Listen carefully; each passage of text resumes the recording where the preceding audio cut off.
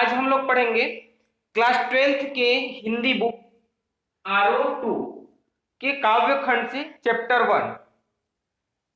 1 में दो कविता दिया गया है। पहली कविता आत्मपरिचय और दूसरी कविता दिन जल्दी जल्दी ढलता है। दोनों के रचनाकार हरिवंश राय बच्चन जी है। हम लोग वीडियो के पहले और दूसरे पार्ट में आत्मपरिचय के बारे में पूर्ण रूप से पढ़ चुके हैं और हरिवंश राय बच्चन के बारे में भी जान चुके हैं। तो आज हम लोग पढ़ेंगे हरिवंश राय बच्चन की ये कविता का दिन जल्दी जल्दी ढलता है। ठीक है, दिन जल्दी जल्दी ढलता है, इसका मतलब क्या होगा? जो समय है वो जल्दी जल्दी बीत जाता है, वो समय जो है जल्दी जल्दी आगे बढ़ता है। कई बार हरिवंश राय बच्चन जी ने ये जो कविता का रचना किया है, दिन जल्दी जल्दी ढलता है, वो निशा निमंत्रण से लिया गया है। कहां से लिया गया है? निशा निमंत्रण। कविवर हरिवंश राय बच्चन जी ने निशा निमंत्रण की रचना 1938 कब किया था? 1938 में किया था। और वो भी किसकी याद में? अपनी पत्नी की याद में। उसकी पत्नी का नाम था श्यामा। तो श्यामा की याद में इन्होंने, हरिवंश राय बच्चन जी ने निशा निमंत्रण का रचना किया, जिसमें से ही है ये दिन जल्दी जल्दी ढलता है। ये कविता जो है कहां से है? निशा निमंत्रण से ही है। और ये निशा निमंत्रण किसकी याद में लिखा है? कविवर हरिवंश राय बच्चन जी ने अपनी पत्नी श्यामा की याद में। और उसकी पत्नी जो है श्यामा की मृत्यु हुई थी 1936 में। कब हुई थी? 1936 में। ओके, 1936 में हुई थी। तो इस कविता के माध्यम से हरिवंश राय बच्चन जी ने यह बताने की कोशिश किया है कि यह समय जो है जल्दी जल्दी बीत जाता है। यह जो इस प्रकृति में जो परिवर्तन होने वाली है, जो दैनिक परिवर्तन होती है, उसका प्रभाव जो है प्राणियों पर किस प्रकार से पड़ता है। और ये परिवर्तन दिन प्रतिदिन होते ही जाती है, ये परिवर्तन जो है रुकती नहीं है, इसके बारे में वो बताया है।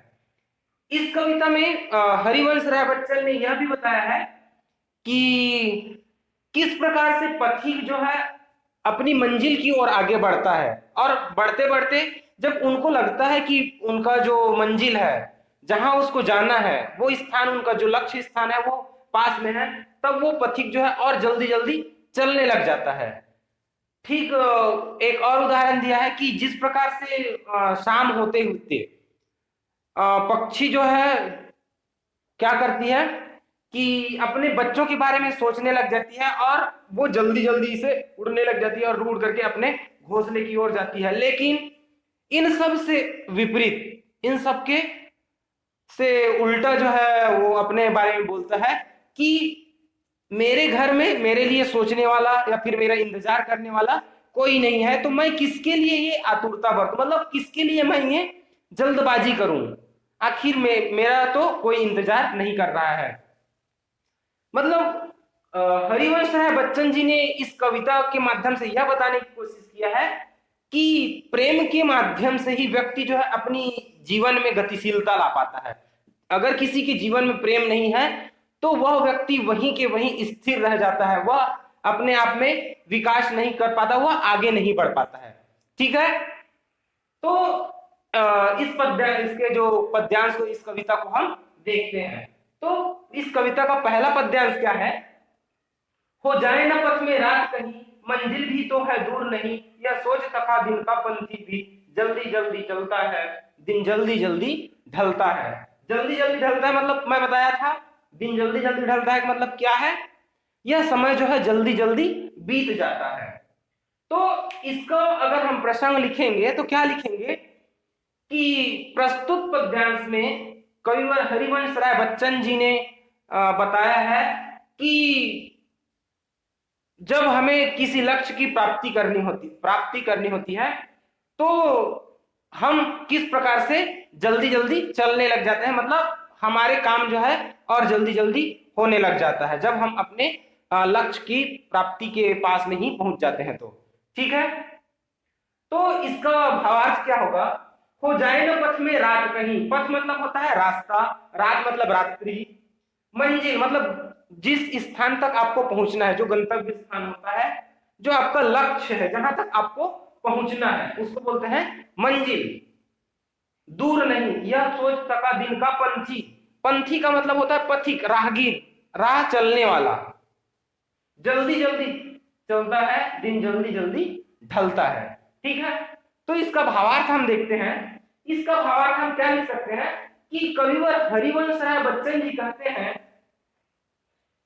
कि जो दिन का पंथी है, जो दिन का पथिक है, वो अपने लक्ष्य को जैसे ही पास में पाता है, पास में देखता है कि मेरा लक्ष्य आने ही वाला है, तो वह जो पथिक है अपने कदमों को जल्दी जल्दी चलाने लग जाता है और वो अपने लक्ष्य की ओर आगे बढ़ने लग जाता है।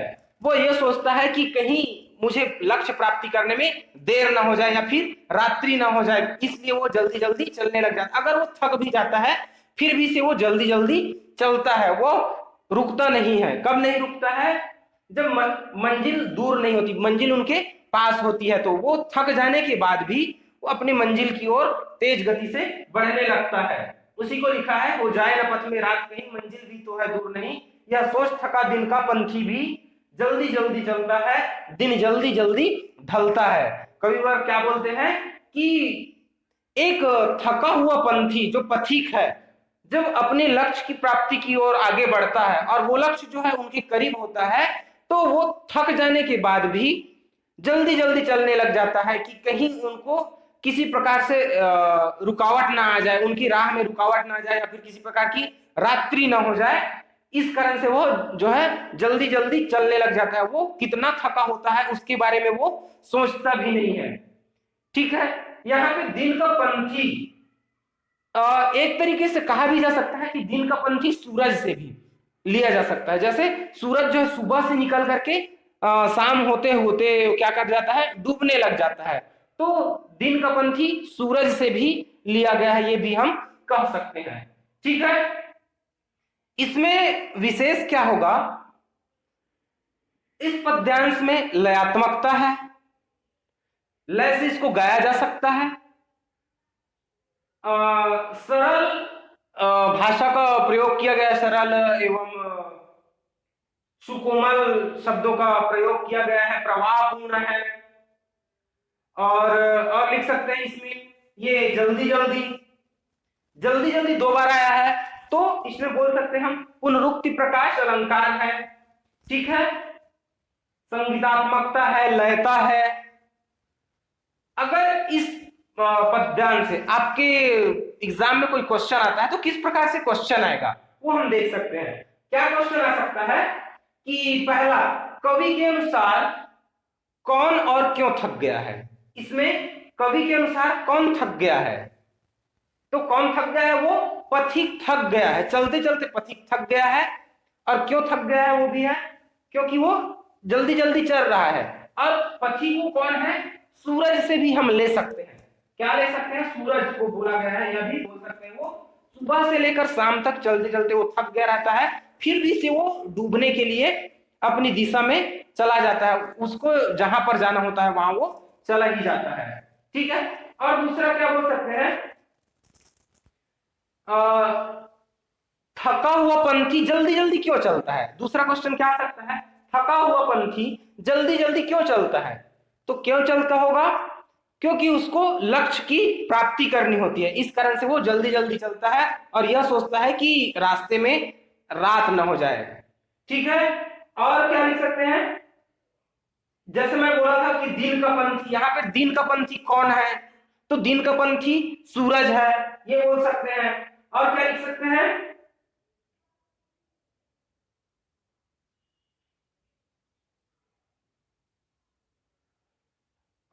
कवि जो है किस आशा से प्रेरित हो जाता है, तो किस आशा से प्रेरित होता है कि वो जो है लक्ष्य की प्राप्ति में क्या करने हो जाए, लक्ष्य की प्राप्ति की आशा से वो प्रेरित हो जाता है, लक्ष्य को प्राप्त करने के लिए वो प्रेरित होता है। दूसरा पद्यांश है, बच्चे प्रत्याशा में होंगे नीड़ों से झांक रहे होंगे, यह ध्यान करो में चिड़ियों के घर का कितनी चंचलता है, दिन जल्दी जल्दी ढलता है। इसमें प्रत्याशा, प्रत्याशा मतलब होता है आशा, नीड़ मतलब होता है घोंसला, झांक रहे मतलब घोंसले से निकल करके देख रहे होंगे। यह ध्यान करो में, पर मतलब होता है उनका जो पंख, चंचलता मतलब होता है एक गतिशील लाने वाली जो होती है ना, गतिशीलता या फिर व्यग्रता बोल सकते हैं इसको, जल्दी जल्दी ढलता है। ठीक है, तो इसमें हम प्रसंग लिखेंगे, तो प्रसंग क्या लिख सकते हैं कि प्रस्तुत पद्यांश में कविवर हरिवंश राय बच्चन जी ने अपनी बात को स्पष्ट करने के लिए चिड़ियों का उदाहरण दिया है। ठीक है, कविवर हरिवंश राय बच्चन ने अपनी बात को स्पष्ट करने के लिए चिड़ियों का उदाहरण दिया है। तो इसका हम भावार्थ देखते हैं, बच्चे प्रत्याशा में होंगे। प्रत्याशा का मतलब अभी बताया आशा, मतलब बच्चे जो है आशा में होंगे, वो हमारे लिए कुछ सोच रहे होंगे कि हमारे मम्मी पापा जो है आने वाले होंगे। आगे लिखते हैं कि नीड़ों से झांक रहे होंगे, उन्होंने वो जो है आशा कर रहे होंगे कि हमारे मम्मी पापा आ रहे होंगे, हमारे माता पिता जो है आ रहे होंगे। इस आशा में वो क्या करते हैं, नीड़ों से झांक रहे होंगे, अपने घोंसले से वो झांक रहे होंगे। कवि क्या बोलता है कि घोंसले में वो एक छोटे छोटे पक्षी भी है, जो पक्षियों के जो बच्चे हैं वो भी अपने मम्मी पापा के आने का इंतजार कर रहे होंगे, और उनके आने की आशा में घोंसले से सामने देख रहे होंगे, झांक रहे होंगे। यह ध्यान करो में चिड़ियों की भरता कितनी चंचलता है, दिन जल्दी जल्दी ढलता है। यह ध्यान करो में चिड़ियों के भरता, जब ये ध्यान आता है उन चिड़ियों को, उन पक्षियों के, मतलब उनके जो पक्षियों के माता पिता है, उनको जब ये चीज का पता लगता है, ये चीज उनके ध्यान में आता है, तब उनके परों में, मतलब चिड़ियों के भरता, पर में मतलब उसके पंखों में कितनी चंचलता भरता है, उसमें गतिशीलता आ जाती है, ऑटोमेटिक क्या आ जाती है, उसमें गतिशीलता आ जाती है। जब वे सोचते हैं कि हमारे बच्चे जो है घोंसले में है, और घोंसले में हमारे आने की राह देख रहे होंगे, आशा कर रहे होंगे कि हम उनके लिए कुछ भोजन लेकर के आएंगे, तो इस कारण से वो लोग ये सोच करके क्या करते हैं, और जल्दी जल्दी अपने पंख को चलाने लग जाते हैं। वो दिन भर का थका हारा रहता है, फिर भी से वो क्या करते हैं, अपने बच्चों को खाना खिलाने के लिए, अपने बच्चों की याद में उन बच्चों तक पहुंचने के लिए जल्दी जल्दी उड़ने लग जाते हैं।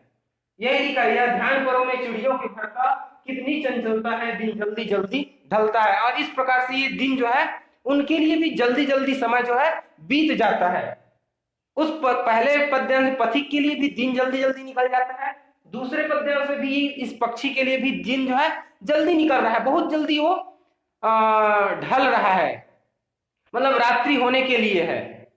तो इस कवितांश में क्या है, पद्यांश में कविवर हरिवंश राय बच्चन जी कहते हैं कि आकाश में उड़ने वाला जो पक्षी है वो भी यह सोचता है कि उनके घोंसले में जो बैठे उनके बच्चे हैं उनकी लौटने की प्रतीक्षा कर रहे होंगे, और देख रहे होंगे कि हमारे माता पिता जो है हमारे लिए भोजन ला रहे होंगे।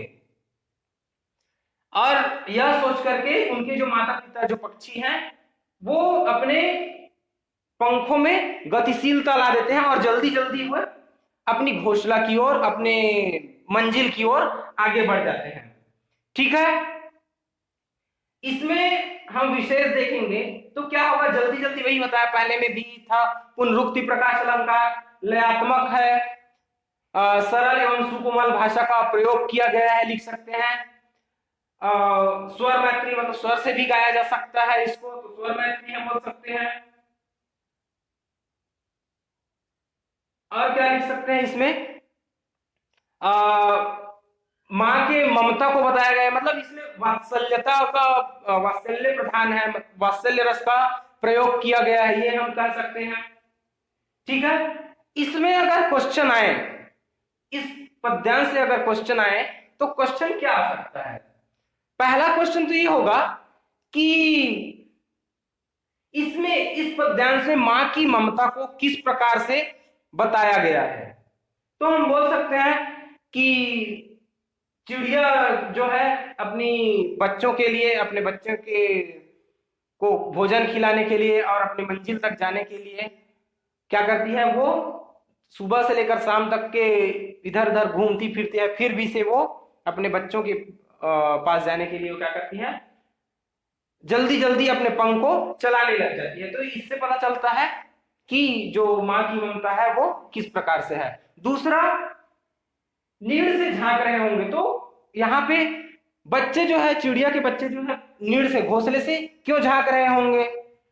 आपको पता होगा क्यों झांक रहे होंगे, क्योंकि उनको अपने मम्मी पापा के आने का इंतजार रहता है, और उसके जो मम्मी पापा है वो क्या करते हैं, उनके लिए भोजन लाते हैं। ठीक है। और क्या हो सकता है कि कितनी चंचलता है, तो चिड़ियों की पर में ये चंचलता, ये गतिशीलता क्यों है, इसके गतिशीलता होने का कारण क्या है? तो उसमें हम लिख सकते हैं कि इसमें बच्चों के प्रति प्रेम है। ठीक है। और क्या लिख सकते हैं कि किस प्रकार की भावना को इसमें बताया गया है, इस पद्यांश में किस प्रकार से, या फिर मानव की भावना को या फिर जीवों की किस भावना को बताया गया है। तो इसमें बोल सकते हैं कि मानवता के बारे में बताया गया, मतलब प्रेम की भावना के बारे में बताया गया है। ठीक है। तीसरा पद्यांश है, मुझसे मिलने को कौन विकल, मैं हूं किसके हित चंचल, यह प्रश्न शिथिल करता पद को भरता और में भी बोलता है, दिन जल्दी जल्दी ढलता है। मुझसे मिलने को कौन विकल, विकल मतलब व्याकुल, व्याकुलता, मैं हूं किसके हित चंचल, यह प्रश्न शिथिल, शिथिल का मतलब होता है ढीला, कमजोर कर देना, पद मतलब होता है पैर। ठीक है। भरता उर मतलब हृदय, विह्वलता, विह्वलता का मतलब एक तरह से जो बेचैनी होती है ना, मन में जो बेचैनी आ जाती है उसको बोलते हैं विह्वलता, दिन जल्दी जल्दी ढलता है। तो इसमें प्रसंग में हम क्या लिख सकते हैं कि प्रस्तुत पद्यांश में कविवर हरिवंश राय बच्चन जी ने यह बताने की कोशिश किया है कि किस प्रकार से उनके हृदय में व्याकुलता है, उनकी हृदय में किस प्रकार से व्याकुलता है उसके बारे में वो वर्णन किया है। ठीक है। और यह व्याकुलता को क्यों है, प्रेम की कमी के कारण। तो हम इसको यह भी लिख सकते हैं कि प्रस्तुत पद्यांश में कविवर हरिवंश राय बच्चन जी ने प्रेम की कमी के कारण उसके अंदर में शिथिलता और हृदय में व्याकुलता ला दिया है। ठीक है। इसका भावार्थ हम क्या लिखेंगे, मुझसे मिलने को कौन विकल, मैं हूं किसके हित चंचल। पहले पद्यांश और दूसरी पद्यांश में हम पढ़े हैं कि पथिक जो है अपनी मंजिल की ओर जाने के लिए, अपनी मंजिल को प्राप्त करने के लिए जल्दी जल्दी चलने लगता है, आखिर उसकी मंजिल में कोई ना कोई उसका इंतजार कर रहा होगा। वैसे ही दूसरे पद्यांश में भी चिड़िया है, चिड़िया का भी इंतजार कोई ना कोई कर रहे होते हैं, उनके जो बच्चे हैं नीड़ से झांक रहे होते हैं, घोंसले से देख रहे होते हैं कि हमारे मम्मी पापा आएंगे। लेकिन मेरे साथ तो ऐसा कुछ भी नहीं है, मुझसे मिलने को कौन विकल, आखिर मेरे से मिलने के लिए कौन व्याकुल होगा, मेरा तो और कोई भी नहीं है। क्योंकि मैंने शुरू में बताया था ना कि उसकी पत्नी की मृत्यु हो गई थी, उसी के याद में इन्होंने ये लिखा था निशा निमंत्रण, उन्हीं में से ही है ये कविता, दिन जल्दी जल्दी ढलता है। ठीक है। तो वो बोल उसके याद में बोल रहा है ना कि आखिर मेरे घर में तो मेरा इंतजार करने वाला कोई नहीं है, तो कोई मेरे लिए व्याकुल ही नहीं हो रहा होगा, कोई मेरे लिए सोच ही नहीं रहा होगा, तो मैं हूं किसके हित चंचल, तो फिर मैं किसके लिए जल्दी करूं, किसके लिए जल्दबाजी करूं कि मैं जल्दी घर पहुंच जाऊं। तो मुझे जल्दी घर जाने में कोई जल्दबाजी नहीं है। यह प्रश्न शिथिल करता पद को भरता उर्मे विह्वलता है। यह प्रश्न जो अपने आप में वो करता है कि आखिर मैं किसके लिए जल्दी घर जाऊं। तो यह प्रश्न जैसे उनके मन में आता है तो उसके जो पद है, मतलब उनके जो पैर है, मतलब जाने की इच्छा है, वो जाना चाहता है, उसको शिथिल कर देता है, उसको वो रोक देता है और वो अपने घर की ओर नहीं जाना चाहता है, फिर वहीं पर वो रुक जाता है। भरता उर्मे विह्वलता है, उसके हृदय में क्या करता है, विह्वलता का मतलब क्या बताया था, बेचैनी। इस तरीके से वो बेचैन हो जाता है कि मैं किसके लिए घर जाऊं। दिन जल्दी जल्दी ढलता है, और वो बोलता है कि दिन जल्दी जल्दी ढलता है। यहाँ पे दिन जल्दी जल्दी ढलता है का मतलब यह हो सकता है कि ये दिन ढलने के साथ साथ उनका जीवन भी ढल रहा है, उनका जीवन भी आगे बढ़ रहा है, और उस जीवन का वो सही से उपयोग नहीं कर पा रहा है, ऐसा भी हम लिख सकते हैं। इसमें विशेष क्या होगा, ये पहले बोला था जल्दी जल्दी में पुनरुक्ति प्रकाश अलंकार, क्योंकि दो बार आई है। मुझसे मिलने को कौन विकल, ये देखो यहाँ पे कौन विकल प्रश्न पूछा जा रहा है, यहाँ पे ना क्वेश्चन मार्क, और है किसके हित चंचल, ठीक है। तो यहाँ पे होगा इन दोनों में प्रश्न अलंकार है, ठीक है। और ये पूरे पद्यांश में हम क्या बोल सकते हैं, आत्मकथात्मक शैली है। कौन सी शैली है, आत्मकथात्मक, मतलब वो अपने लिए लिखा है, अपने बारे में वो लिखा है, अपने सोच के बारे में वो लिखा है, वो उनका जीवन किस प्रकार है उसके बारे में लिखा है। तो आत्मकथात्मक शैली है, सरलता है, सुकोमलता है, और बोल सकते हैं इसमें वियोग श्रृंगार रस का प्रयोग हुआ है। वो अपनी पत्नी के वियोग में है, तो वियोग श्रृंगार रस का भी प्रयोग हुआ है, लिख सकते हैं, ठीक है। अब इस पद्यांश से अगर क्वेश्चन आएगा तो क्वेश्चन किस प्रकार से आ सकता है ये देखते हैं, ठीक है। मुझसे मिलने को कौन विकल, तो कवि के मन में मुझसे मिलने को कौन विकल है, आखिर कौन व्याकुल है, यह प्रश्न क्यों आया होगा, किस कारण से आया होगा, यह हो सकता है। तो उसमें आप लोग क्या लिखोगे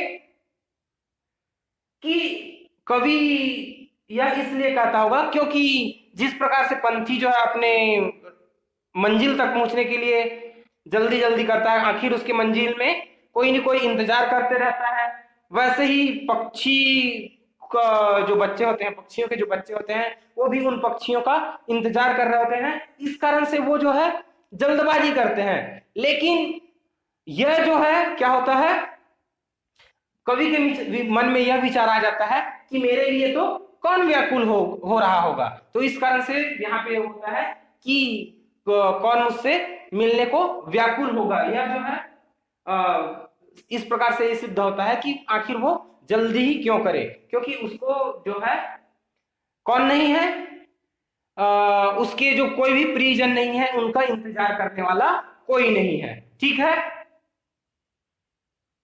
और है मैं हूं किसके हित चंचल, तो वो अपनी ये चंचलता क्यों त्याग देता है, क्यों त्याग देता है, क्योंकि उसका चाहने वाला कोई नहीं है, उसके घर में कोई भी इंतजार करने वाला नहीं है, इस कारण से वो अपनी चंचलता को क्या करता है, त्याग देता है, ठीक है।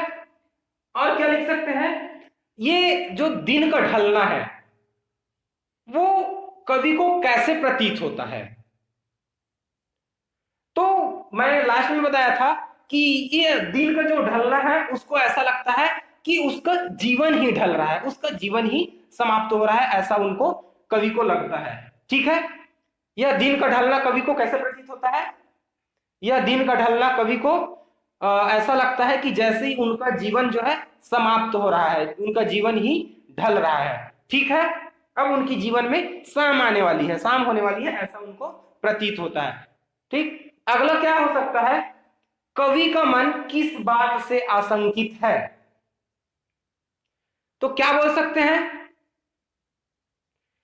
कि पहले ही है ना, चिड़ियों का कोई इंतजार कर रहे होते हैं, पंछी के मंजिल में कोई इंतजार कर रहे होते हैं, लेकिन उसके मन में ये व्याकुलता आ जाती है कि आखिर उसका इंतजार तो कोई नहीं कर रहा है, इस कारण से कवि का जो मन जो है वो आशंकित हो जाता है, ठीक है। ये समझ में आई होगी, उम्मीद करता हूं। Okay, thank you.